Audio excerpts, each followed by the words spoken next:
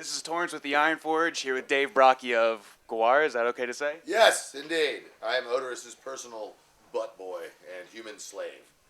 Awesome, and this is the Return of the World Maggot Tour, correct?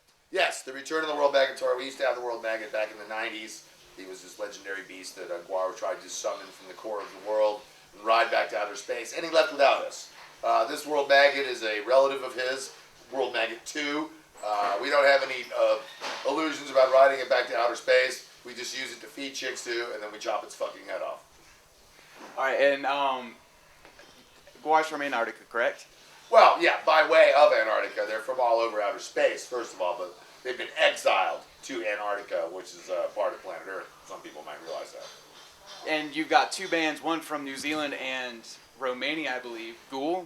Yeah, they're not really. Yes, they're from Creepsylvania, which is in Pennsylvania, which is in Transylvania, which I believe is in Romania. It's one of those mania countries.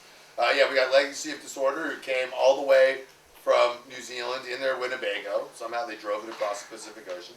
And then we have the Mighty Kalesa from where are they from? I have no idea. Savannah. They're from Savannah. Go ahead and walk in front of the camera. It's all right. It's no big deal. So it's not, I was under the impression maybe GWAR is making their own United Nations. That's not. Well, I think we kind of are anyway, you know.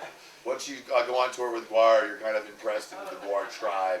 And certainly we spread our cult across the world for the last 27 years. So, yeah, I could see a GWAR nation taking over. It would be certainly better than the nations we have right now. And what is it, do you think, that keeps an act like GWAR going so strong for 27 years? I think it's because we've never really had a tremendous commercial success. I believe, you know, we've always been an underground act. We've always been, like, on the very cutting edge of what is, you know, what you can do on stage. And there's never been anything like GWAR. I think people are still confused and offended and scared. And, you know, not everybody gets it. GWAR is not a band for everybody. The typical GWAR fan is a humorous, enlightened, intelligent motherfucker, or somebody who's incredibly stupid. So it goes back and forth both ways. But one thing, a lot of people in metal tend to take their metal a little too seriously. There's not a lot of comedy metal bands out there, but there have been some amazing ones in the past. I mean, Spinal Tap, has anyone ever heard of that? You know, so GWAR is just continuing a tradition that not many can follow, because quite frankly, comedy is probably the hardest art form to do. And if you're going to throw it in there with metal, you know, especially really, you know, technically precise metal, and you're going to wear fucking 60-pound fucking rubber suits, you're blazing a fucking trail that few are going to follow, that few are going to want to follow. And one of the reasons that people don't want to follow it is because they know that no matter how well they do it, they'll never be able to do it as good as GWAR. So they don't even try.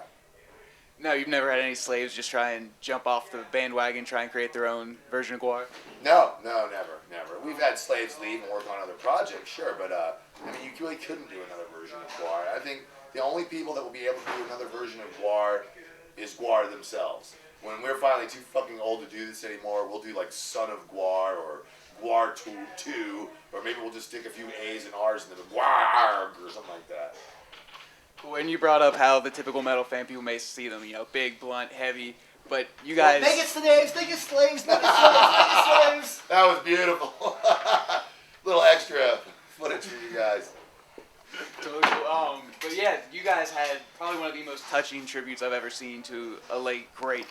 Bigot minions. departed guitarist Corey Smoot, who was extremely talented, yeah, completely underrated.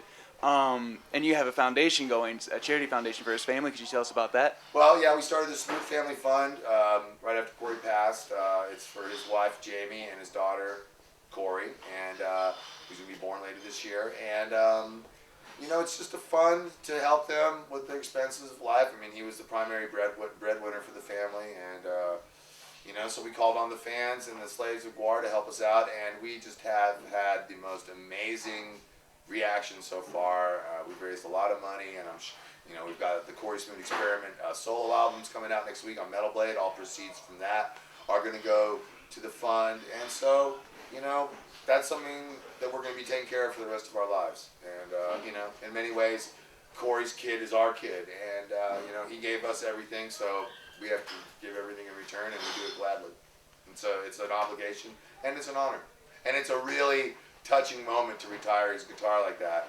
I don't think everybody quite understands it at first, But like by halfway through, like everyone gets what's going on, and it's, you know, I haven't. It's a tragically sad, but moment. But at the same time, it's a really touching indication of just how deep the heart is of the metal community, because you know we've seen it firsthand, and it's been very touching.